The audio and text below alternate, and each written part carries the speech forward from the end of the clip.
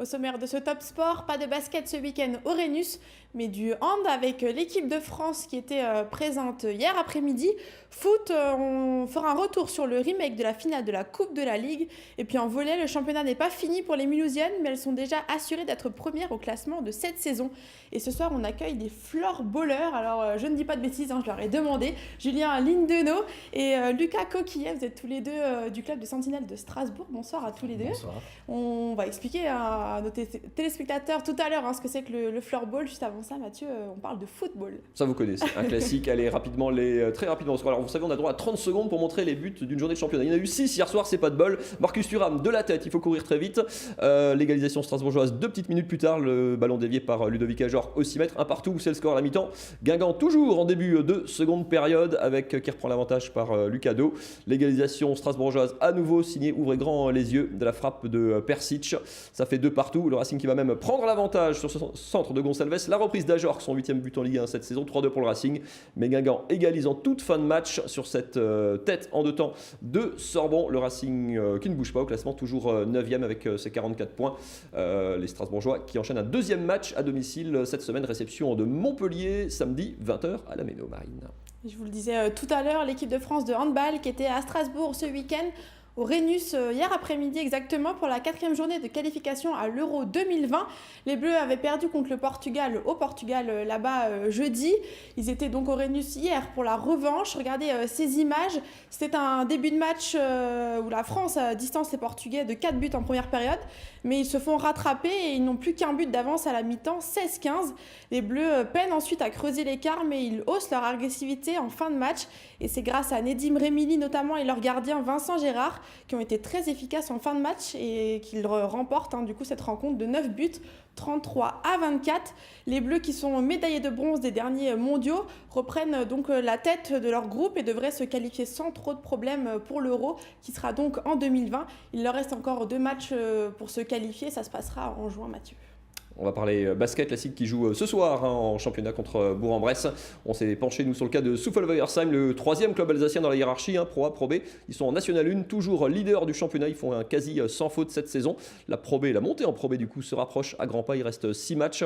Faux pas interdit. Ça se passait ce samedi soir, direction la salle des 7 arpents pour le sprint final du championnat. On monte toujours des actions offensives. La parole à la défense dans cette action. La défense, la marque de fabrique de Soufel. Mais image trompeuse, Soufel a beaucoup souffert en première période contre une très belle équipe de Rueil.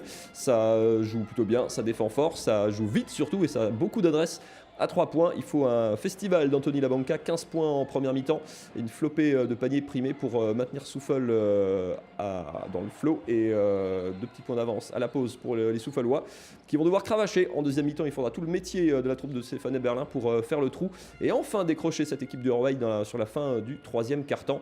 Le talent des Souffelois a fait la différence, 25 points pour Bas, 15 points pour Franck Choubaï. La shoot au buzzer pour Aldo Curti à la fin du 3e. Aldo Curti la passe aveugle pour Jason Bach. Soufel qui s'impose finalement 91-79. Un petit pas de plus vers la montée. En tout cas, un gros pas de fait. Et écoutez, Franck Choubaï pas mécontent justement de s'être sorti de ce mauvais pas. L'équipe qui joue très bien ensemble, ils sont très difficiles à jouer, ils bougent bien la balle et ils sont très adroits. Mais en deuxième mi-temps, on a su imposer notre rythme, on a fait les stops et ça nous a donné du rythme en attaque. Là, on est juste à la fin de la phase aller, il faut rester concentré, gagner les matchs, doubler d'énergie et rester toujours solidaire en attaque comme en défense. Et après, on va enchaîner. Et ça commence à sentir vraiment bon pour Soufel. Regardez le classement de cette National 1. Les Souffelois toujours en tête du championnat avec 2 défaites seulement. Une victoire d'avance sur Le Havre. La seule équipe quasiment à pouvoir les rattraper. Soufel qui recevra Le Havre, c'est dans 3 semaines. Et les 5 autres matchs, évidemment, il ne faudra pas se rater. Mais ça commence tout doucement à sentir très bon la montée pour la troupe de Stéphane Berlin, Marine. On passe au volley. On vous l'a annoncé la semaine dernière, Magali Magaille, à la tête de l'équipe de la SPTT Mulhouse depuis 14 ans maintenant, va céder la main. Et ces matchs se comptent justement sur les doigts de la main. Il lui reste encore 3 matchs minimum et jusqu'à 11 si les Mulhousiennes vont en finale. Avant la rencontre de ce week-end face à Paris-Saint-Cloud, Vincent Bessière a fait un petit tour dans les gradins et puis du côté des joueuses pour avoir un petit peu leur réaction suite à ce départ. Écoutez-les. Alors, Magali, c'est une personne qui m'a beaucoup apporté personnellement. Voilà, c'est quelqu'un qui m'a depuis 5 ou 6 ans. Après là j'essaie de pas trop y penser parce que j'ai encore une fin de saison à finir avec elle, voilà. J'y pense pas trop, j'ai envie de finir en beauté avec elle et voilà. Pour moi, l'ASPTT sans Magali, ce n'est plus l'ASPTT. Le nouveau coach, on le connaît, c'est un Italien, il s'appelle François Salvani. Il a notamment gagné un titre européen. Et alors cette nouvelle, vous l'entendez, elle a fait quelques déçus, mais elle a été aussi un petit peu appréciée. On a été surpris, naturellement, mais bon, pour moi, personnellement, c'est la suite logique. Bien sûr, elle va beaucoup nous manquer, parce que Magali, sur le parquet, c'est un personnage. Elle a tout donné, elle était super, mais bon, je pense que voilà, il faut changer un petit peu, on verra.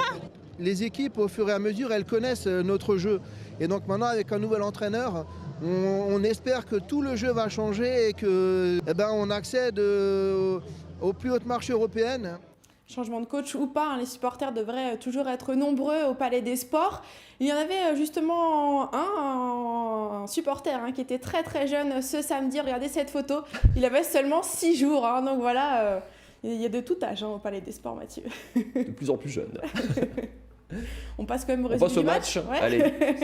Donc c'était un match à domicile contre Paris Saint-Cloud avec un premier set qui était plutôt serré, 11-11 dans ce début de premier set. Puis les Mulhousiennes qui sont en rouge à droite de l'écran, elles ont infligé un 14-2 qui leur a permis de remporter le set haut la main 25-13. Ensuite, dans le deuxième set, Paris se reprend et mène de quelques longueurs, 15-19. Mais Mulhouse ne compte pas laisser échapper cette seconde manche et repasse devant 21-19. Et c'est le deuxième set qui est en poche, 25-21 pour les Mulhousiennes. Et puis à l'image des 2 premiers sets, le troisième était à nouveau serré. Et à l'image des 2 autres, c'est aussi les Mulhousiennes qui remportent ce set, 25-17. Victoire donc 3-0. Et après cette victoire, alors qu'il reste seulement 2 matchs pour les Mulhousiennes avant d'attaquer les playoffs, eh bien, elles sont déjà assurées d'être premières au classement de cette saison. Écoutez justement leur entraîneur Magali Magaï. On finit première du championnat régulier, c'est arrivé peu de fois dans l'histoire du club. Voilà, maintenant on a envie de terminer en beauté, donc vraiment je suis centrée sur ces playoffs et voilà, je vais me donner corps et âme pour qu'on aille au bout. Puis le prochain match, déjà c'est demain pour la SPTT Mulhouse. Demain soir à domicile contre Saint-Raphaël et puis samedi à Venelle. Et puis ensuite ce sera les playoffs qui commenceront dès le 23 ou 24 avril. Ça dépend encore des résultats des autres matchs, Mathieu. Allez, on va passer au floorball avec nos invités. On va faire découvrir, si vous ne connaissez pas ce sport de cross qui va très vite. Avant d'en parler, je vous propose quelques images. Ça se passait ce week-end au gymnase du Heiritz à Strasbourg. Ça se joue avec une petite balle en plastique creuse. On a une crosse évidemment. Le terrain, c'est comme un terrain de handball avec une bande tout autour pour empêcher que la balle ne sorte quand elle reste à terre. On joue à 5 contre 5, plus un gardien, des buts adaptés dont on peut faire le tour comme au hockey sur glace. Comme au hockey sur glace, on joue 3 fois 20 minutes. Comme au hockey sur glace, si on dépasse ça, on va en prison. 2 minutes d'exclusion temporaire pour certaines fautes. Ça joue du coup extrêmement vite, ça va d'un but à l'autre. Peu de temps mort puisque la balle sort assez rarement. Il y a assez peu de fautes. Contact épaule contre épaule autorisé quand même. On peut quand même jouer un petit peu des coudes. C'est un bon résumé, c'est un cousin proche, éloigné du hockey sur glace. Oui, c'est un cousin très proche. Ouais. En fait, à la base, les hockeyeurs pratiquaient leur sport sur glace en hiver et l'été, du coup, passaient sur le floorball. L'avantage, c'est que c'est évidemment beaucoup plus accessible. On n'a pas besoin, surtout en France où il y a quand même relativement peu de patinoires, là, un gymnase de but, dans l'absolu, l'équipement est beaucoup plus simple. Ouais, c'est ça. Et puis en plus, c'est un sport qui est très ludique, qui permet aux débutants de progresser très rapidement. Moi, je donne aussi des cours au SWAPS à Strasbourg du floorball et ça, je le vois avec mes élèves qui des fois arrivent, qui ne connaissent même pas l'activité, même pas le hockey dans sa généralité. Et tout de suite, la progression est très rapide. Au bout de 3-4 mois, on arrive à faire de belles choses, quoi. Est-ce qu'aujourd'hui, avant vous disiez, ils passaient quasiment tous par le hockey parce qu'ils faisaient ça le reste du temps. Est-ce qu'aujourd'hui, on passe forcément par le hockey avant de faire du floorball ou pas du tout? On débute comme ça On peut débuter comme ça. Après, il faut aimer la crosse. Mais on peut commencer le floorball directement. On a avantagé si on en a fait avant du hockey forcément. Ça aide. Lucas, vous êtes un bon exemple parce que vous étiez hockeyeur, l'Étoile Noire jusqu'en championnat de France jusqu'au moins de 18, si je ne dis pas de bêtises. C'est quoi? C'est un prolongement vraiment naturel, enfin, dans le jeu, dans l'organisation tactique, ça se rapproche quand même beaucoup. Ça se rapproche beaucoup quand même, notamment dans la mise en place tactique des matchs. Comme vous l'avez dit, c'est du 5 contre 5. Il y a un gardien, il y a 2 lignes, 3 lignes au plus haut niveau et après il y a une différence, notamment on est sur un sport qui est beaucoup plus athlétique mais ça se rapproche et c'est vrai que c'est vraiment une continuité aujourd'hui. Parce qu'il y a peu de temps mort, comme la balle sort peu, on joue, on voit les changements, on fait des changements constamment, Ouais, c'est extrêmement physique au sens contact, mais surtout au sens cardio, ça cavale. Cardio, aujourd'hui, je pense que c'est l'un des sports les plus cardio en termes en sport collectif. Je pense que c'est... ouais, ça joue vite. Après, le fait de pouvoir changer rapidement, ça permet aussi de récupérer un petit peu sur le banc. Nous, en étant des petites équipes, on n'a pas une profondeur de banc très importante. En Suisse, en Finlande ou en Suède, où c'est des sports qui sont beaucoup plus développés, on arrive jusqu'à 3 lignes sur le banc. Nous, ce week-end, on était 2. Vous avez eu du mal, justement, à trouver des personnes, à attirer des gens pour le floorball? Ouais, vu que c'est un sport qui n'est pas encore super connu, on cherche un petit peu. Comment on peut espérer le développer ce sport? On se dit que c'est très adapté au sport scolaire parce que dans l'absolu, il faut quand même pas forcément beaucoup d'équipements. On peut jouer en mixte, je pense, pendant longtemps. L'idée, c'est quoi? C'est de développer ce sport comme dans certains pays où c'est quasiment, dans les pays nordiques où c'est un sport très très présent dans la société. L'idée, elle part justement du développement par le sport scolaire parce que c'est un sport aujourd'hui qui est accessible à tout le monde et même très rapidement, même pour les enseignants. On sait qu'aujourd'hui, avec le nouveau système scolaire en place, les enseignants peuvent proposer une pédagogie adaptée pour que tous les enfants puissent toucher à ce sport très rapidement. Après, c'est vrai qu'à Strasbourg, on n'a pas encore de section jeune, mais ça arrive. Je crois que c'est le plus gros projet aujourd'hui qu'on a dans le club pour attirer, parce que moi, j'ai déjà fait plusieurs interventions dans des écoles, dans des stages pendant les vacances scolaires, où les jeunes ont tout de suite accroché sur un groupe de 30, 35. Il y en a 30, il y en a 5 qui sont de côté, qui ne sont pas vraiment intéressés. Et puis après, le reste, ils sont passionnés, ils ont envie de jouer, ils ont envie de... On se dit que c'est ludique, il y a la crosse, il y a le but, on a envie de... C'est ça, ouais. Vous êtes prof de sport, appelez-nous, on fera suivre, développer le floorball. On parlait tactique tout à l'heure, il y a aussi pas mal de techniques. Je suis allée un petit peu fouiller sur YouTube, j'ai trouvé quelques images assez sympas de buts, regardez, puis on en parle après.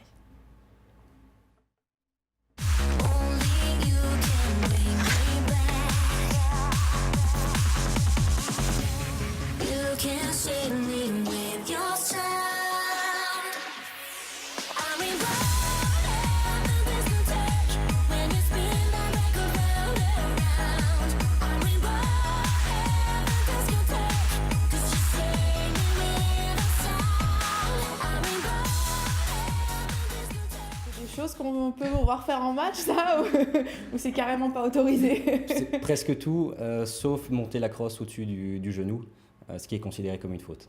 Mais pour pas toucher l'adversaire. Ouais. C'est extrêmement tactique aussi parce que, moi je voyais sur les images que je suis allé faire samedi, du coup j'ai découvert ça samedi.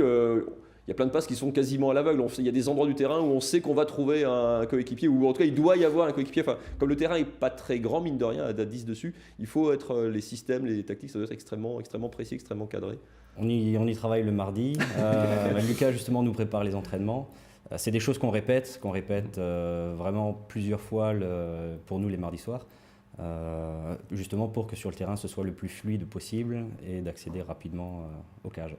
Après, place à l'aveugle, on évite quand même en général. Mais après, c'est vrai que, comme l'a dit Coco, Julien, pardon. C'est vraiment de travailler ça à l'entraînement le plus possible, de savoir où on va se placer, quelle course on va faire. Beaucoup de répétitions, que ce soit même à partir de l'échauffement, on part de là pour mettre des automatismes chez les joueurs et qu'il arrive en match à répéter les efforts et les mêmes courses pour qu'on puisse se trouver. Vous avez eu un aperçu de ce que Marine peut trouver sur internet lundi après-midi quand elle vient travailler ici. Elle a cherché plein d'autres choses, ça s'appelle la crème des réseaux, et c'est tout de suite. On commence avec la performance d'un cycliste alsacien. Il s'appelle Hugo Hofstetter et il a participé ce week-end à la course Paris-Roubaix. Son objectif c'était de finir dans le top 20. Et bien c'est mission accomplie pour lui puisqu'il a terminé 19e. Et puis il a même été dans les 5 premiers français. Dur quand même pour lui, vous le voyez là à la fin de la course. Il a dit dans le journal l'Alsace, j'ai fait une petite hypoglycémie, j'étais à moitié conscient sur le vélo. Et regardez ce que j'ai trouvé sur son compte Instagram juste après la course. Voilà, il s'est bien rattrapé. Bonne go, franchement, ça va beaucoup mieux après. On continue avec une visite, c'est celle de la ministre des Sports, Roxana Maracineanu. Elle était à Mulhouse vendredi, elle a rencontré les basketteurs de Mulhouse et regardez, elle s'est prêtée au jeu.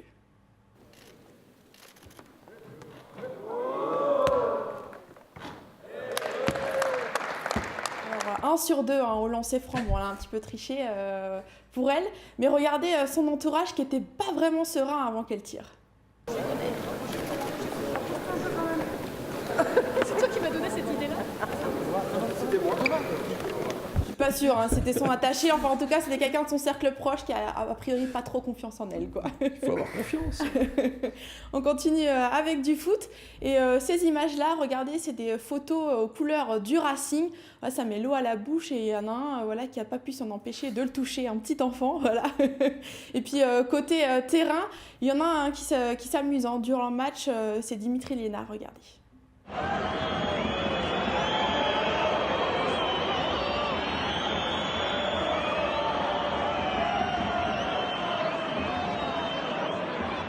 Merci beaucoup Marine pour cette on peut jouer avec le public aussi, Oui, hein, voilà. tout est possible quand on s'échauffe, c'est beaucoup plus rigolo comme ça. On va terminer cette émission avec les Sentinelles de Strasbourg, le club de floorball qu'on vous a fait découvrir dans cette émission. Tout le monde peut venir vous rejoindre, enfin il y a une section, si on est débutant, on peut venir même en cours de saison, c'est possible. On peut venir à n'importe quel moment. Les mardis sont plutôt réservés à l'entraînement en compétiteur et les vendredis, c'est vraiment consacré au loisir. Toujours de 20h à 22h, 24 rue Humann, à Strasbourg, Gymnase Pasteur. C'est ça, ouais, dans le quartier du Heiritz à Strasbourg. Si on veut être juste spectateur, vous organisez dans 3 semaines les playdowns de National 1, puisque votre équipe est au plus haut niveau français. Ça c'est 4 et 5 mai. 4 et 5 mai, toujours au Gymnase du Heiritz. On attend encore les horaires, mais ça va pas tarder. Bonne continuation aux Sentinelles de Strasbourg. Je ne sais pas comment ça se passe si on veut développer ce sport encore un petit peu. Qu'est-ce qui pourrait faire tilt chez les enfants? On parlait des scolaires, on parlait des enseignants. Quelles peuvent être les clés pour que ce sport prenne un petit peu en France? Si aussi on le savait. Ouais, en fait c'est vraiment un sport qui est vraiment accessible à tout le monde. Ça permet de bien se défouler. Voilà, si on veut se dépenser sans trop de matériel et vraiment se faire plaisir, c'est un sport qui est accessible vraiment à tout le monde. Ça reste un sport d'équipe, donc on est là pour s'amuser tous ensemble. On est une bonne bande de copains depuis maintenant. Moi, ça fait 3 ans que je suis dans le club.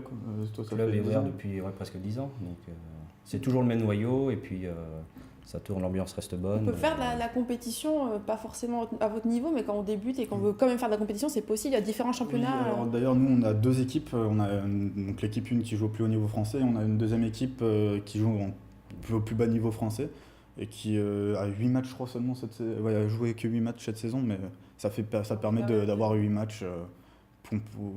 En plus, c'est un championnat qui est mixte, il faut le savoir. Donc, filles et garçons peuvent jouer exactement au même niveau. Jusqu'en National 2, je crois, cette année. C'est ça, jusqu'en National 2. Les filles peuvent jouer avec les garçons. Merci beaucoup à tous les deux d'être venus nous présenter cette discipline ce soir.